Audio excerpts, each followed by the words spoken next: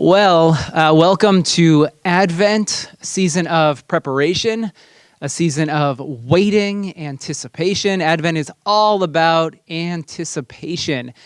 So that will be the theme of our Advent series over these next couple of weeks. We have 4 weeks of Advent as we prepare to receive the birth of Jesus. And I'm going to talk a little bit about what that looks like. Our series is titled, I'll Be Home for Christmas, and as you'll see, we'll talk about, what does it mean to be home? Because home is one of the main ideas that I want to look at throughout this Christmas season. And what I want to start with is essentially an overview of the entire Bible. You think we can knock that out in about 25 minutes? You think I can do it? All right, Mary has faith in me. We'll title today's sermon, East of Eden. Let's start early on in the beginning of Genesis, the beginning of the story. And what we come to discover is we have humanity that is in a garden. Humanity that is, let's call it home. Everything seems to be in its rightful place. There's harmony, there's wholeness. Humanity's relationship with God is harmonious. Things are moving along great. And then all of a sudden, there's this fruit that is taken. There's a serpent that's introduced into the story. Humanity goes and takes this forbidden fruit. And then we come upon this. The Lord God banished him from the Garden of Eden to work the ground from which he had been taken. After he drove the man out, he placed on the, notice which side here? I have it in capitals. The east side. This is very, very important for us to remember. It's one of those that you just kind of breeze right through it. You're like, east side, great, all right, thanks for the direction marker, but what does it matter? But as we see here in a moment, east is very, very important for understanding not just this story, but the story of the Bible as a whole. Placed on the east side of the Garden of Eden, cherubim and a flaming sword flashing back and forth to guard the way to the tree of life. Humanity went and took from this tree, and God says, well, now they will no longer be able to stay here in this garden. They will be exiled from home. And on the east side there, east, in the Old Testament, in the story of Genesis, east signifies being cut off from home. East symbolizes being exiled from God's presence. As we see what the story continues, Genesis 4, Cain, Adam and Eve, they had a couple of sons, Cain, Abel. Cain goes and murders his brother. Cain went out from the Lord's presence and lived in the land of Nod, which is what? East of Eden.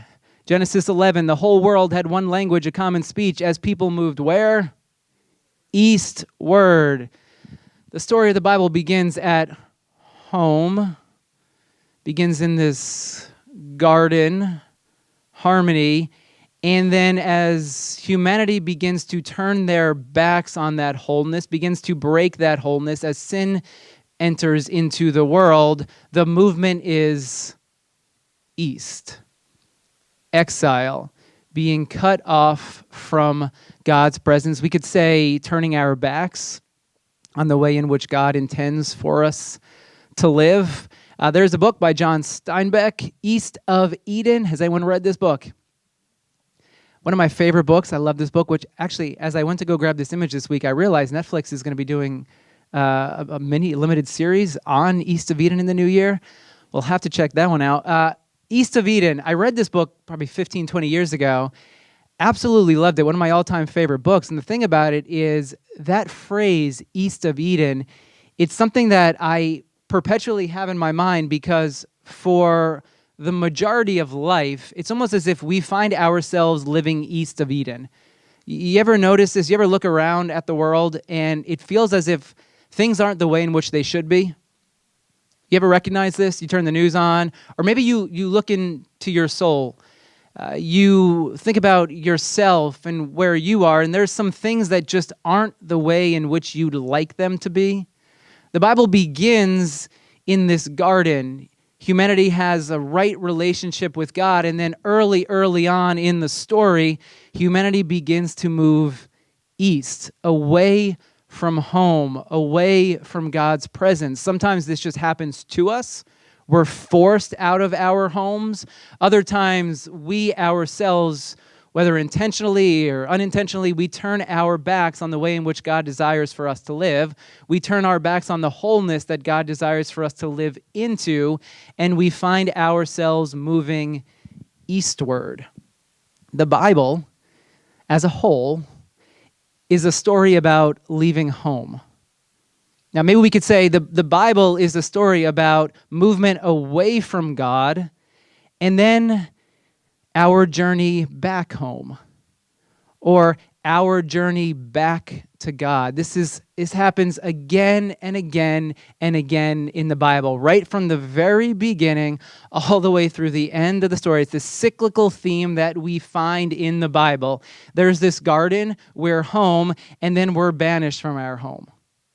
And then humanity does everything possible to find their way back home, but we're human, and we come to discover that we need someone else to do for us that which we can't do ourselves. We long to return home. We long to be at a place of wholeness and harmony. You ever find that longing within you? And sometimes you get frustrated because as much as you try, you realize, oh my goodness, I keep stumbling and tripping myself up on certain things. And then as the story continues, we find Israel is in the promised land.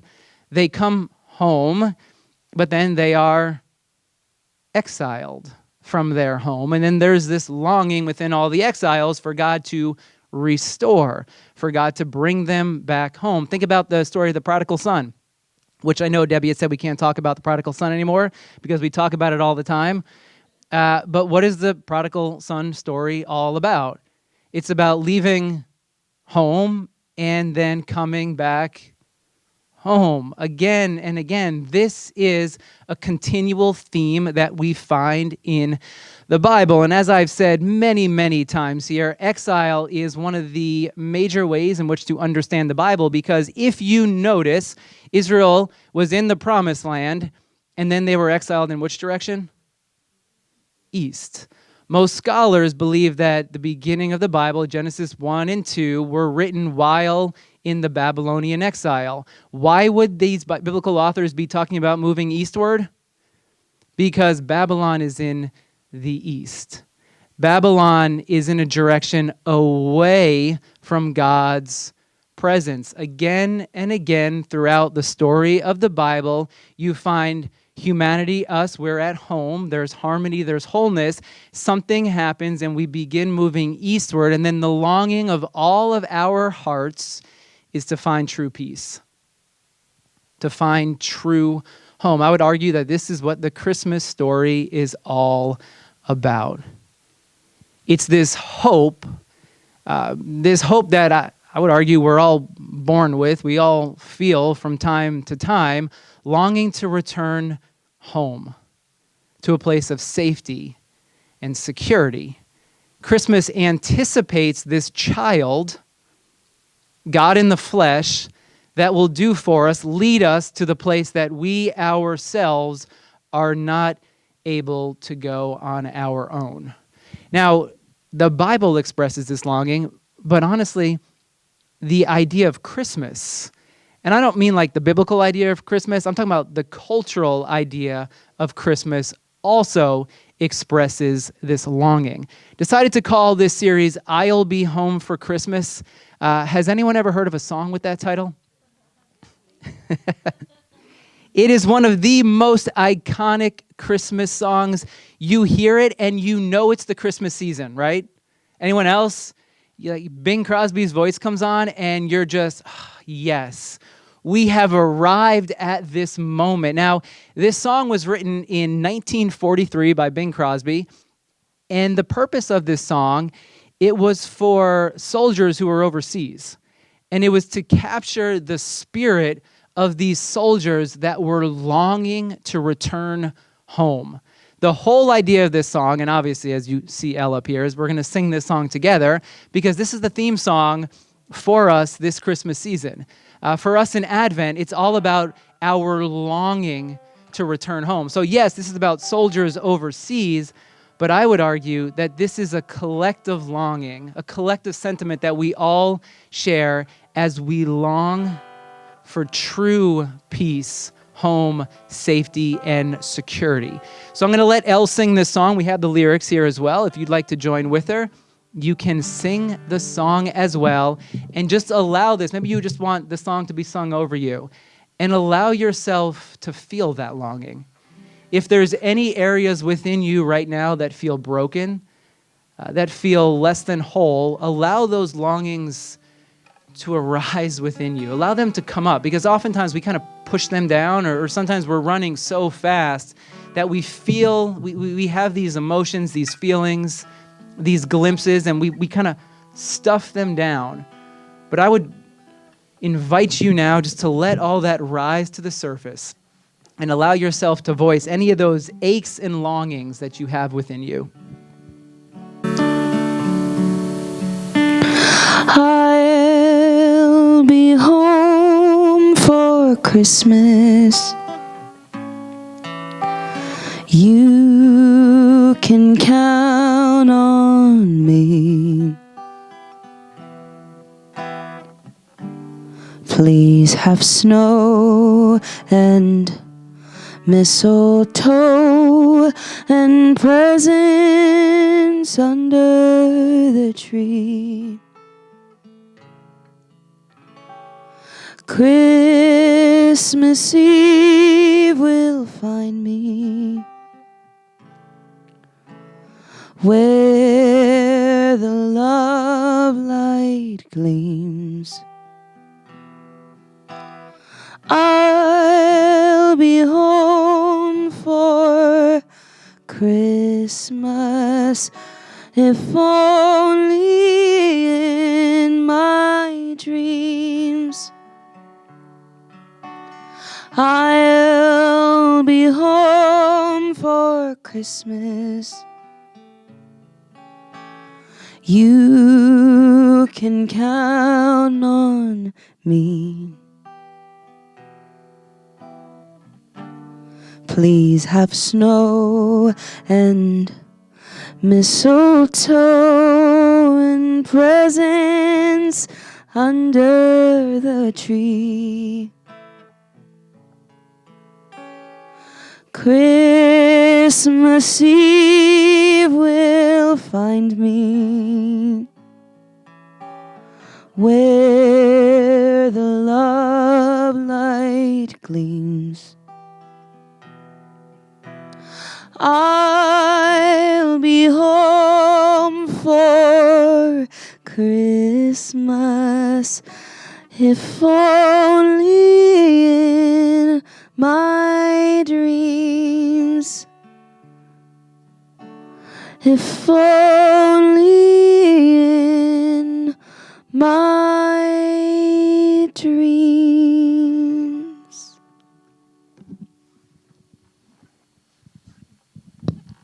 Thank you, Elle.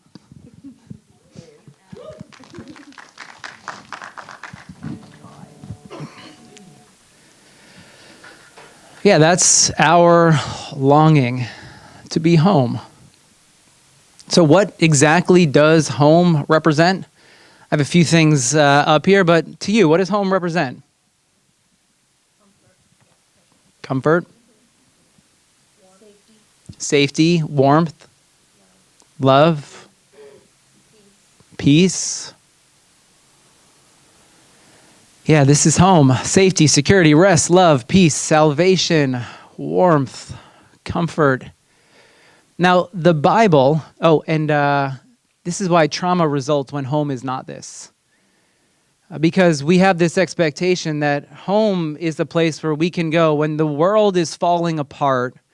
We have a place of safety that we can run to. When it seems like everyone else is crazed and running around, we have a place, an anchor, where we can go. Now, the Bible expresses this longing all throughout, this idea of salvation from exile. We find ourselves living east of Eden in a place that is not filled with the wholeness that we desire. And the Bible all throughout expresses a Messiah, a Savior that will lead us home. Here's Isaiah chapter 40, written while the Israelites are in exile. A voice of one calling, in the wilderness, prepare the way for the Lord. Make straight in the desert a highway for our God. We are in this barren land.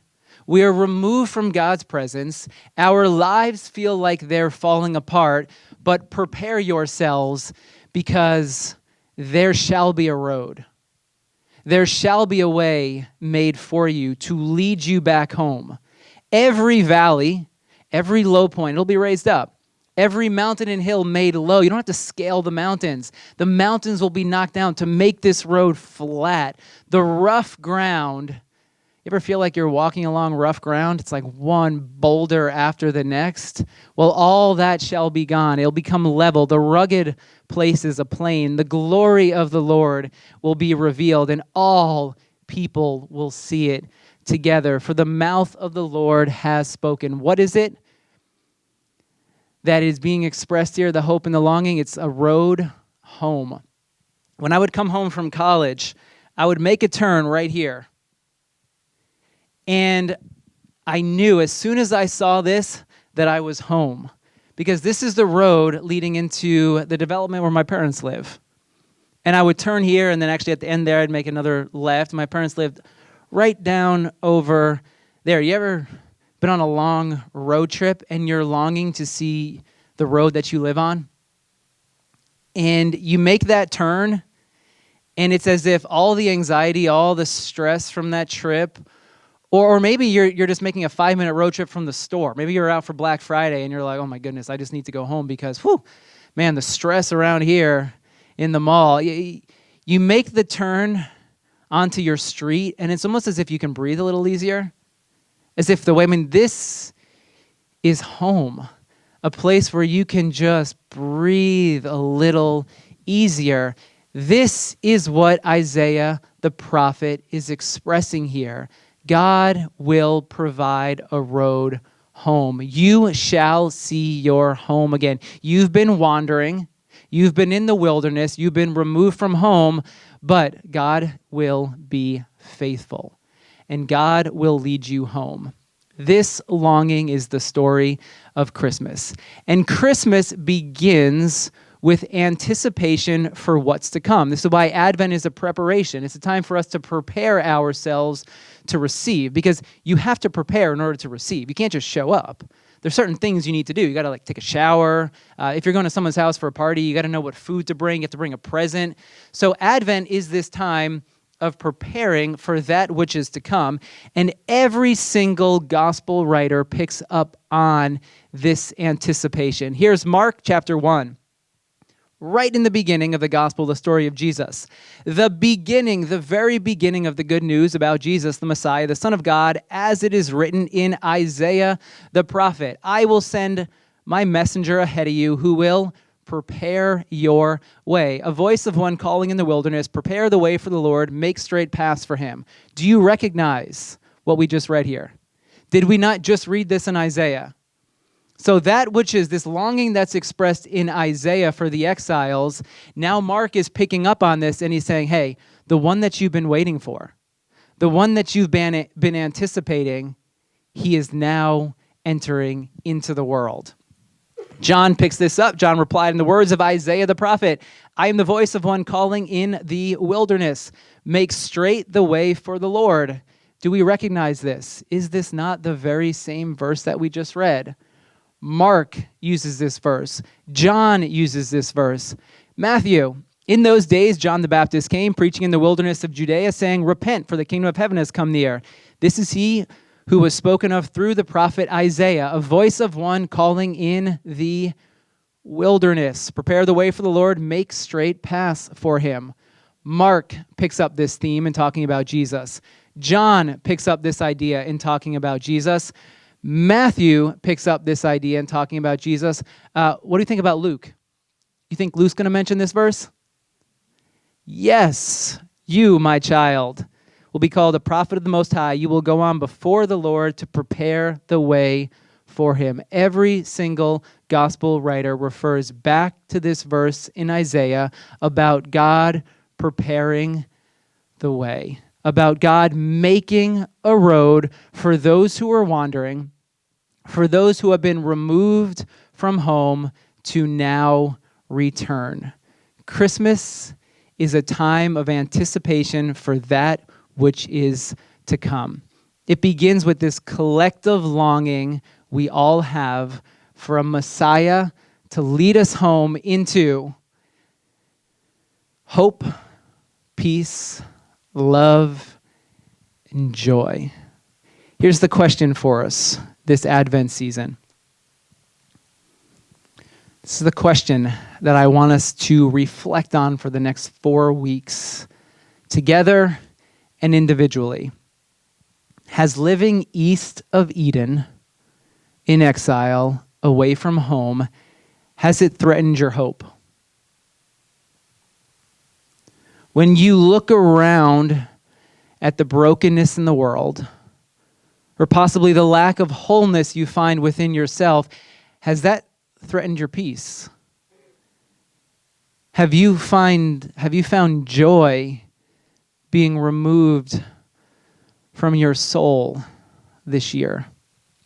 Do you find yourself lacking love? You find yourself wandering, longing for that which you don't currently have, and it's as if love is evaporating from within you. The question for us this Advent season is, has living east of Eden threatened your hope, peace, love, and joy? I remember a couple of years back, you all know when I went through this, when we had to leave our home because we had a flood in the basement, toilet overflow, had to rip out the entire basement, mold, asbestos all throughout it. We were out of our home for 9 months. And it was absolutely brutal. I mean, exile, it's almost as if it doesn't even begin to describe what we had to go through. And as the days went on, it became harder and harder to hold on to hope. I remember we had to leave our home. They just said, you got to leave. You can't stay here anymore. It's not safe for you and your family to be here. You're only going to be out for about 2 weeks. Well, the 2 weeks went into a month. And then I came up, I remember, probably, I think we had to leave the end of March. And so in April, I had this entire schedule. Okay, we're going to clean this here. Then we're going to clean this. We're going to put this back together. And we're going to be back in our homes by July 4th. Well, this deadline came and passed. This deadline came and passed. And then it was July 4th. And the first couple of things that were on that list of what we were going to do, those didn't happen. And so you keep pushing the date back further and further. And it was as if the hope I had for us returning home, like I had no hope left anymore. And I began wondering, are we ever going to make it back home? I mean, every single wall that we had to break into was like they found something else. Here's a structural issue with the house. There's rat poison behind this wall over here. And the hope that I had in the beginning for getting home within a reasonable time frame, it just left. And that's kind of how it goes. You have a hope for something that you're hoping to see happen. And then that date comes and goes. And it's as if your cup was filled with hope, but then after the date has passed, you pour a little bit of that water out, and there's still some hope left. But then the thing that you're hoping for, that you're longing for, doesn't happen. And then a little more water gets poured out of the cup. And before you know it, your cup that was overflowing with hope now has absolutely no hope left in it. You ever find yourself there as living east of Eden? Has it threatened your hope? I mean, for me, I had to constantly be going back and forth. It was work, family, and then this house that was taking on a life of its own. And the anxiety within me for that year was, it's like I couldn't even handle it anymore.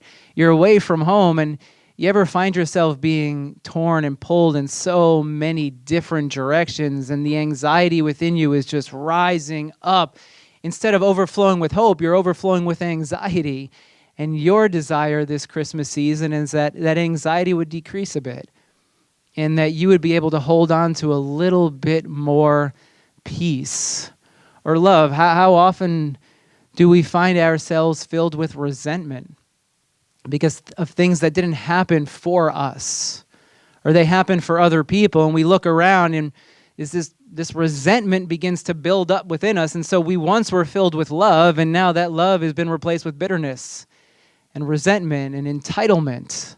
Yeah, it's very easy to lose love when you're living east of Eden. It's almost as if our culture, it feeds on resentment instead of love. Or what about joy? Anyone here this morning, you've just gone through a grueling year and you're tired. And you're filled with, there's a little bit of dread and despair within you because you're like, man, the year is already over. All the things that I was expecting to accomplish, the things that I was hoping to see happen in my life, well, this year's come and gone, and now the joy that you started the year with, because you start the year up here normally, but then all those resolutions by March, they're gone, and now you're in December, you're like, oh my goodness, how did another year go by? The question for us, has living east of Eden, has it stolen, robbed you of joy, peace, hope, and love? Christmas comes rushing in with a promise of renewed hope. Anyone here this morning, and you could use some renewal. You could use some new life.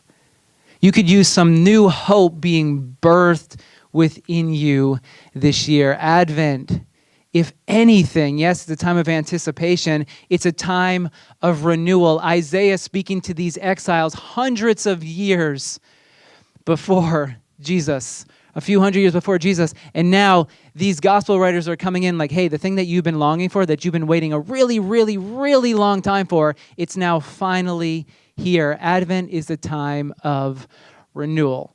So let's make this really, really practical for us here this morning. How then, because this is what you all want, we can talk about hope all we want, but how do you actually experience the peace, the hope, the love, and the joy that Jesus brings? We'll look back at that verse from Isaiah, and let's talk about preparation, wilderness, and making straight paths. First, prepare. Preparation.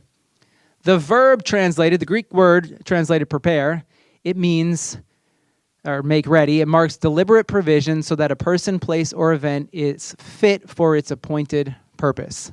If we want to receive peace, hope, love, and joy, we have to prepare ourselves. We have to make ourselves ready.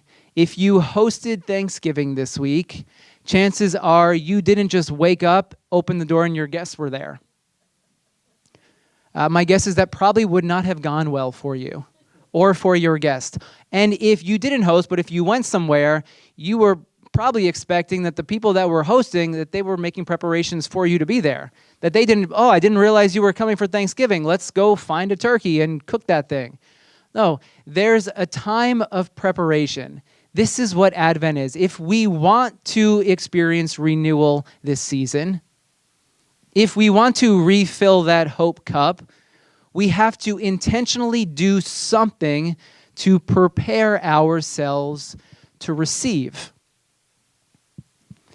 We need wilderness. Notice this renewal starts in the wilderness, which is an odd thing because the wilderness is anything but renewal. If you think about the wilderness, you're like, I don't want to go into the desert. I don't want to camp out in a barren landscape. Yet this is what we find again and again throughout the Bible. The desert, exile, wilderness is the beginning of renewal because the wilderness is a time of solitude, silence. You have the city, think Times Square, and then you have the wilderness. There's a lot of noise in the city. Chances are, even if you don't live in the city, there's a lot of noise in your life. Am I right on this one? Yeah, we have constant noise. If we are going to prepare ourselves to receive, we have to minimize, we have to lessen the noise. I feel like I say this all the time, but we need to be intentional about creating space for silence, solitude, and reflection. So can you carve out 5 minutes a day to be alone in reflection this Advent season? I'm just asking for 5 minutes. I came across this stat a couple of weeks ago, and it has kept me up many nights. By age 65, a person will have spent 12 uninterrupted years in front of the TV.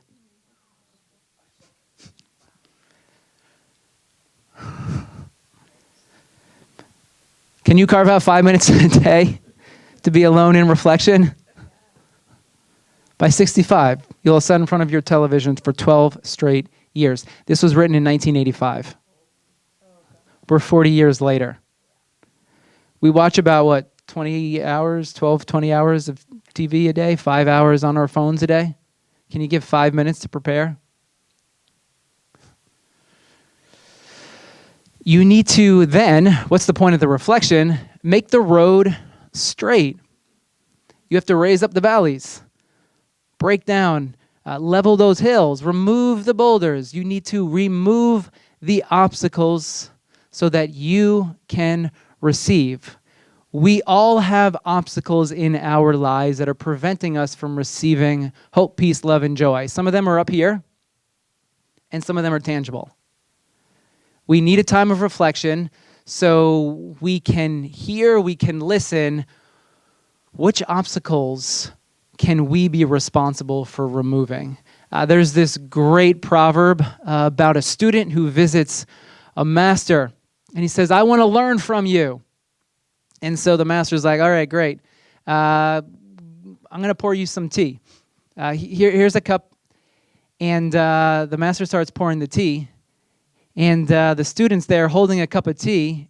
And the master just keeps pouring it till it's overflowing.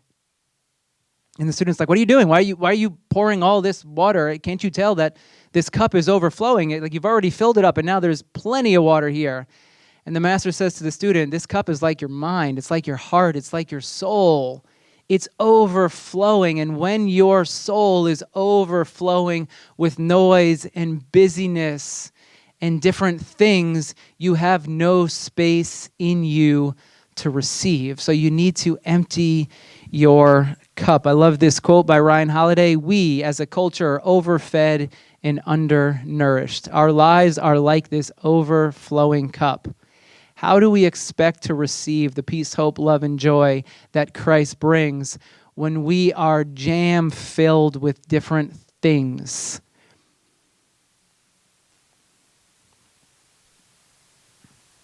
So how can you take in less this Advent?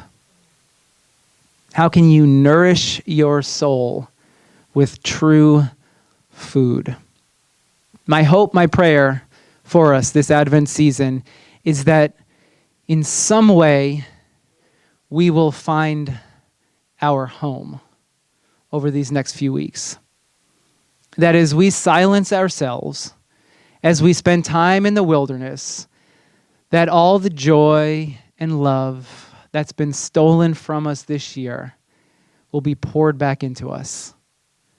That as we wait, as we anticipate, as we prepare, intentionally prepare ourselves, that when we come to December 25th, the day in which we remember and celebrate the birth of Jesus, that we would find our hearts finding that which we truly long for. So this season, let's carve out a few minutes. Let's take some time in the wilderness. Let's remove some of those obstacles so that we have space in our hearts to receive.